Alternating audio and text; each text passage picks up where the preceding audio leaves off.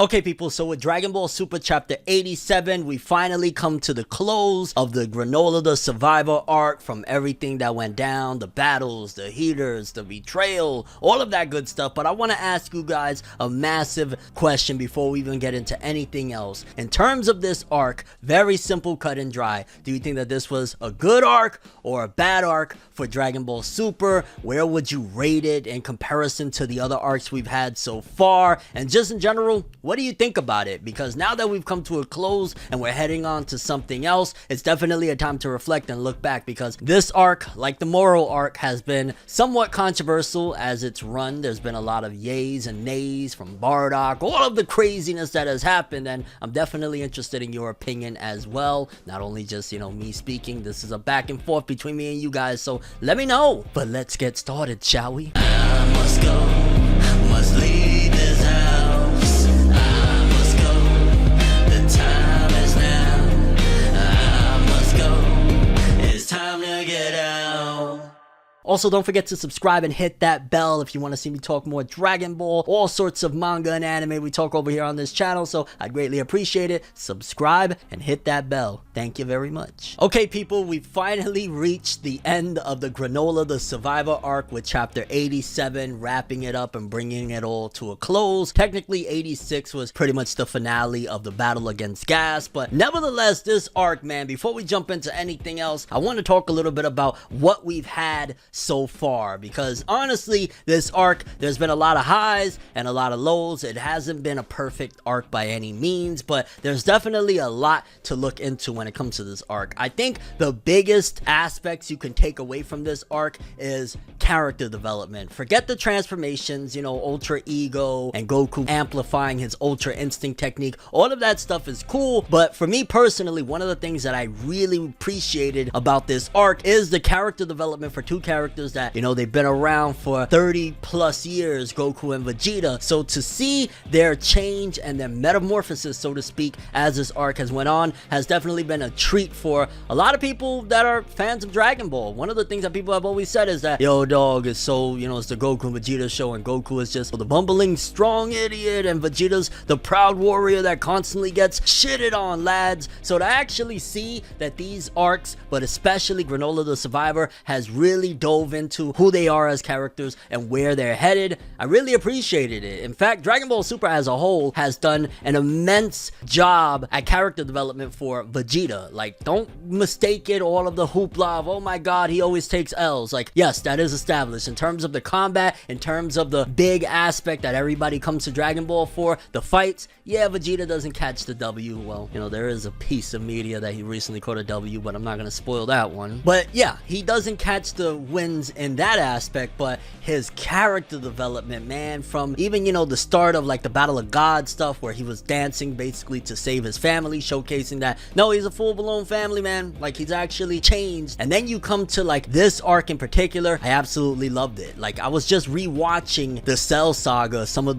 fights and moments and stuff like that, but especially in particular Vegeta, and I was rewatching that moment where he snapped because Cell seemingly had killed Trunks and all of that craziness, and it just reminded me that Vegeta's come a long way. Granted, I would say that that was the spark that really demonstrated the first time that Vegeta had any sort of compassion, but man, from all the way back then, that it was a shock to the fandom. Just think about it like this: it was a massive surprise when we saw Vegeta at the 9th hour show up with a big blast, hitting Cell, allowing for Gohan to catch the W and defeat him and whatnot, because Vegeta wasn't a team player. Like, he was like, work with them, like, nah dog, I'm good on that. The only time we ever even seen him in any sort of capacity in teamwork was when he was rolling with the Saiyans, when he came with Nappa, and look what he did to Nappa. He wasn't really that much of a comrade, so to speak. So to see what this arc provided, to the point of him giving the Sensu Bean to Granolah 86, where he actually teamed up in a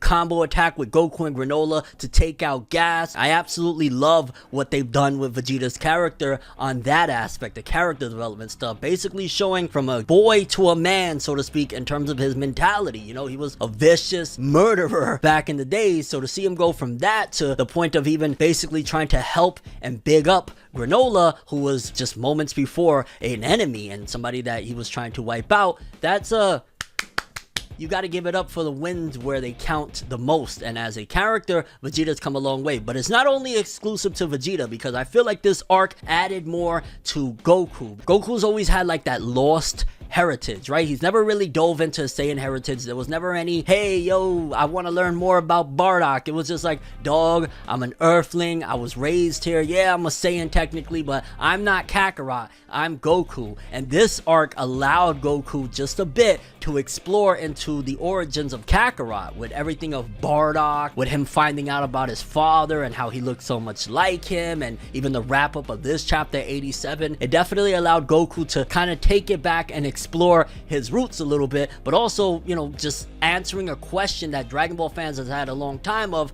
well, what would happen if Goku learned about Bardock? Has he ever even heard of Bardock or whatnot? Because some people missed out on the little references and the little mentions back in the Frieza arc from Vegeta. So to see it all come full circle for Goku's character as well, I won't say it's as strong as Vegeta's development, but it definitely helped to add more to Goku understanding who is Kakarot, who he was born to be, and I appreciated that. Also gave the fan service for Bardock, just seeing him in there in general. But this arc, those are the two shining pieces of it. Yes, I am gonna lie, I know maybe some people didn't care for it. I loved the look of Ultra Ego. I'm still gonna say that's probably my favorite, if not one of my favorite forms for Vegeta. It just looks awesome, bringing back the bulky look. To me, it looks dope. I love the color scheme, the purple hair and everything. That's sick to me, so I appreciated the look of it. But chapter 87 demonstrated that once again there's a long road ahead to being the strongest in the universe, because I think that was one of the biggest things that Granolah the Survivor posed a question to. Well,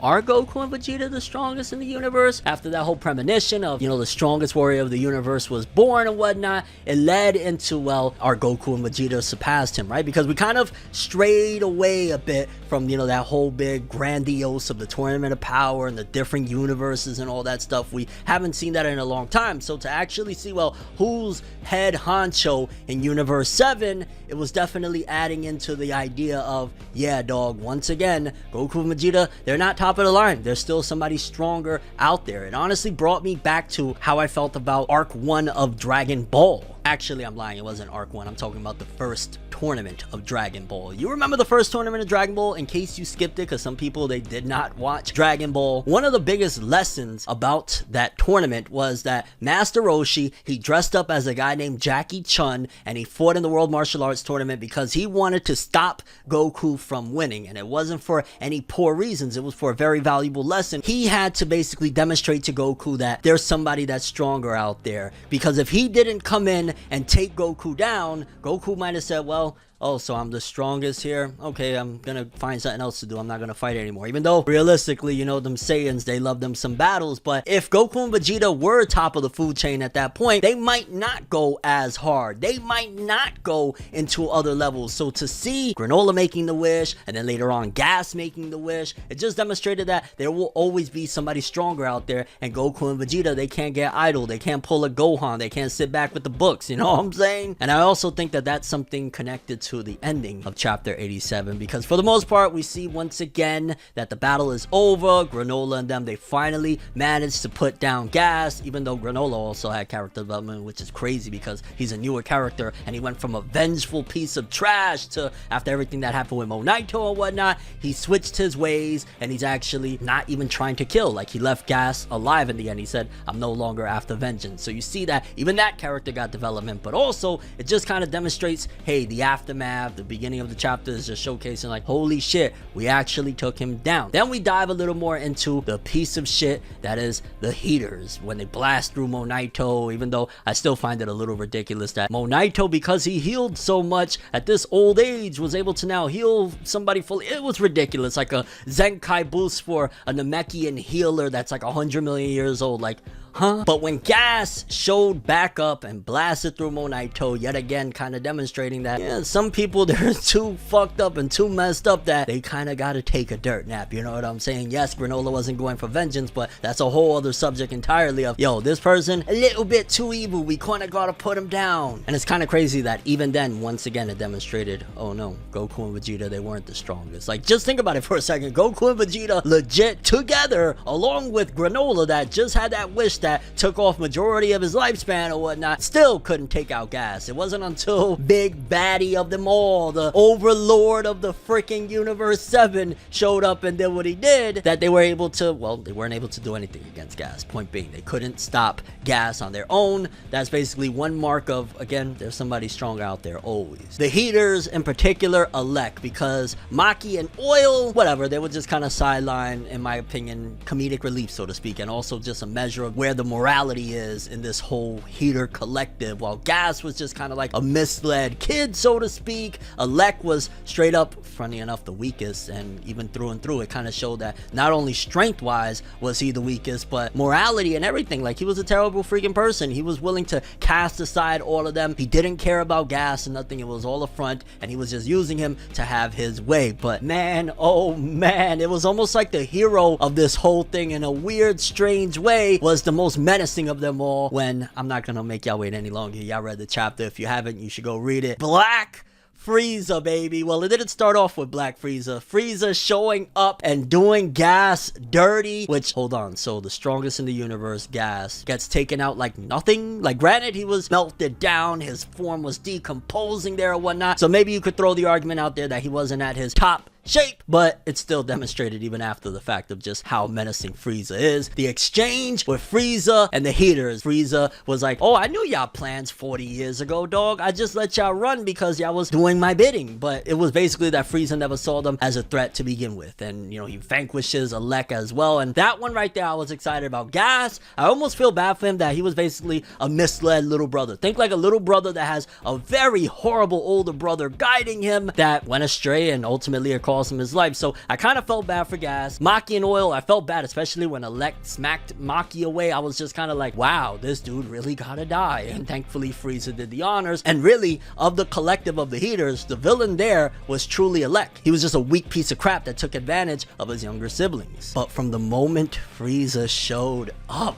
dog, for starters, Toyotaro, he was snapping on the art. I mean, the shot alone of Frieza arriving down, it just looks detailed and absolutely beautiful. I was like, oh my god. Because at first, and even now, because some people, they just, for whatever reason, they wasn't hype about it as much as I was especially, you're gonna look at it like, oh, Frieza again, right? But the way they played it is so much better than Resurrection F. Tournament of Power, Frieza's role was so different. This was the first time we had to see him in that light of, yo, I gotta team up with them. If not, you know what I'm saying, I'm not gonna be able to return, and also it'll be the end of the universe, which Frieza didn't really care about that. He just wanted to come back to life. So that was not really seeing Frieza in the role of the, you know, villain. This was a different light there, so we got to compare it really to the time that he returned in his full-on glory of being a villain, so to speak. And Resurrection F treated him like a joke when he showed up and he's like, I'm Golden Frieza, and Goku and Vegeta just slapped the living crap out of him. It was like an hour and a half of Goku and Vegeta picking on Frieza. There's a big distinct difference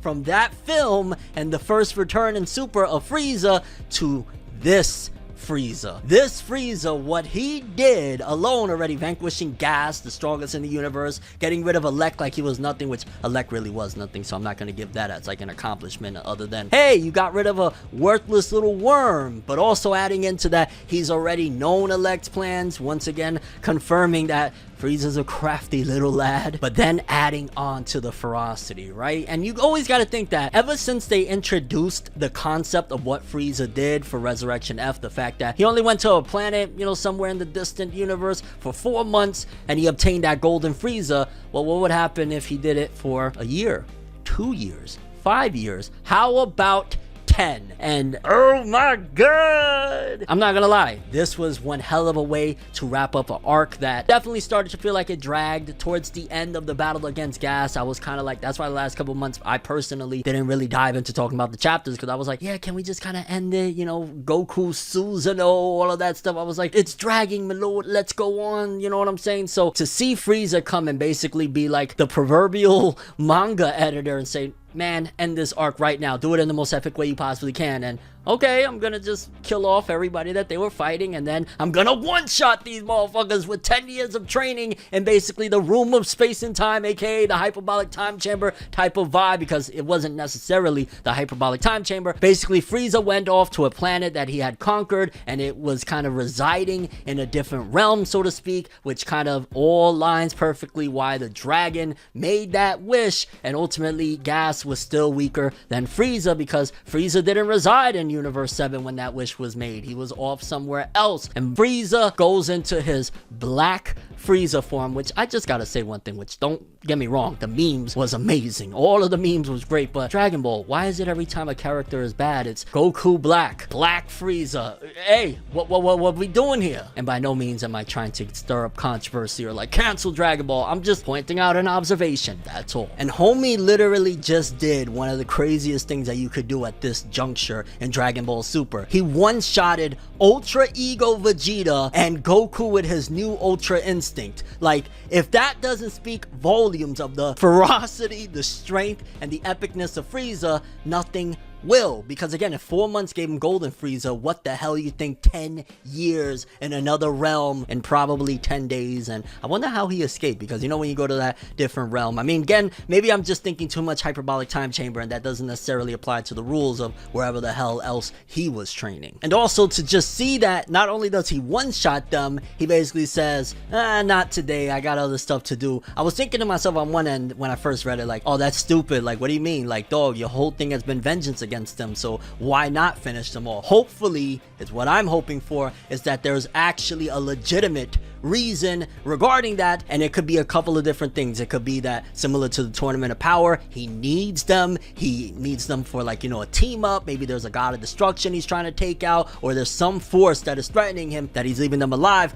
Or a big one that I came to that I was like, imagine going back to what I started this video with, the Jackie Chun first World Martial Arts Tournament. Roshi entered because he had to show Goku and Vegeta that there's somebody stronger out there. If Goku and Vegeta basically defeated Gas and surpassed Granolah and all that stuff, that would make them the strongest. So wouldn't it be the most ideological thing to do for somebody that wants Goku and Vegeta to keep on progressing, to add an element of, no, there's somebody stronger? And you're like, well, okay, who would have done that other than the author himself? I'm just saying, what about if Whis did this? What about if Whis got in contact with Frieza for X, Y, and Z reasons, and he's like, if I don't do something, Goku and Vegeta are gonna think that they're the pinnacle of Universe 7, and things can go left, they could stop training, they could try and do something else. Let me add a thorn in their side, and just as they think things are wrapping up nicely, boom, Black Frieza shows up. Because let's not forget that, hey, the dude that comes and revives, coincidentally,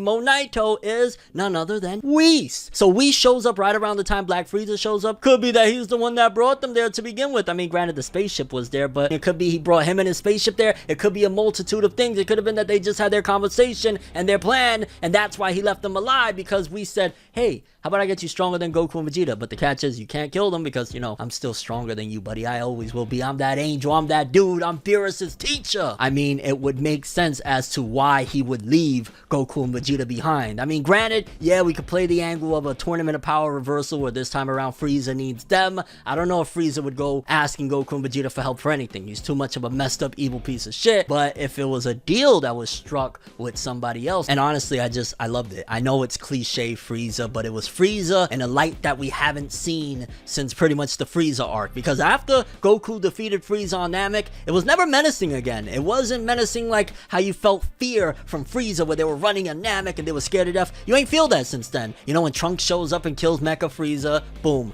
Dunzo. When he came back in Super, it was boom, Dunzo for Frieza's resurrection. Tournament of Power, we didn't really have to face him, so it wasn't really a threat. Broly, he just sicked Broly on them. He didn't do anything. We haven't had Frieza owning Goku and Vegeta since the Frieza arc all the way back in Dragon Ball Z. So I gotta point it out that yes, this is Frieza again, but this is Frieza like you haven't seen him since the 90s, and I'm not an apologist. I've actually been called a very heavy hater of Dragon Ball Super for a long time, but I gotta call a duck, a square, and Black Frieza with that epicness, because I absolutely loved it. I know you probably tired of Frieza, and if you are, why are you still reading, my lord? And so yeah, Frieza epicness, another big thing going back into what I was talking about with Goku discovering his heritage, where Monaito gives Bardock's scouter to Goku. I love that now he has a memento of his father, similar to how he had, you know, the 4-star Dragon Ball to remember Gohan. Now he has a little piece of his father. I would love for, whether it be more androids or whatever it is, Goku to have to use that scouter at some given point. It could be that Goku, I don't know, his powers is wonky. He has a Saiyan's cold and can't fight, and he can't sense anybody or something like that, so he has to use the scouter. It would just be awesome to see him for the one time with like a bloody rag wrapped around and shit, and get that Goku cosplaying as Bardock look. I would be so all over it. But above all else, it's again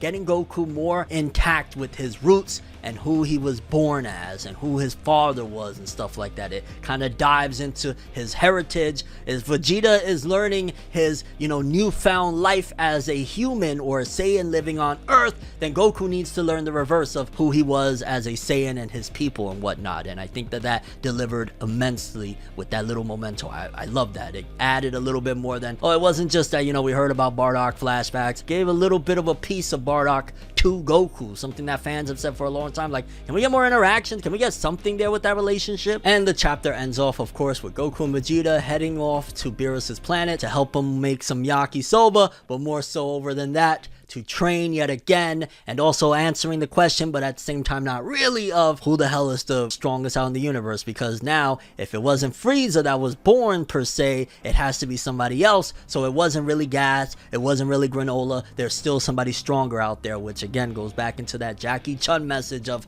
you're not at the top, dog, you gotta keep on going. And I feel like this was an amazing wrap up to a controversial arc that had highs and lows, but I'm very, very happy to go out on a high such as this of Goku and Vegeta yet again seeing that even with these new epic forms, they still got a ways to go to be at the top of their universe. And yeah, I was really riding with it. Curious what you guys think. I guess the biggest question that I started off with, yay, nay on Granolah the Survivor arc. I will say that I love the character development. I love things of Bardock in terms of the stuff that really added value to Goku's character. The battle went on way too long with Gas and them. It feels like it kind of was an abrupt ending of like, yo, send in Frieza, finish this shit off. But at the same time, it was also epic because it gave Frieza something that he hasn't had in a long time. Again, like 20 some years, 30 years of, yeah, he's back on top now. Now he's something to fear. Even Broly might not be able to throw hands with Frieza at this point. If he just made Ultra Ego and Ultra Instinct Goku and Vegeta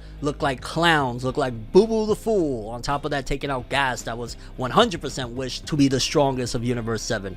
Insane. And your overall thoughts and expectations for the future of Dragon Ball Super with chapter 88 and beyond. Wow, oh wow, baby. Black Frieza, let's go. That's all I have for this one. I'm ForneverWorld, and as always, people, have an awesome day. And remember the golden rule. Anime and manga for life, boy. Have an awesome day. Peace in. And yeah, I'm excited for whatever the future holds for Dragon Ball Super. If it continues in the vein of what we got with 87, things will be really freaking hype. Let's get it. Have an awesome one. I have a dream, alone in my room as I sit with the tea. Couldn't possibly think what I often see, and you don't even know how I often blink. Lights be flashing and looking at me, such a odd, unique, yet I'm so unique, and you're looking at me. If the walls could talk, they would probably repeat, and I'd probably say, bitch, get the fuck off me.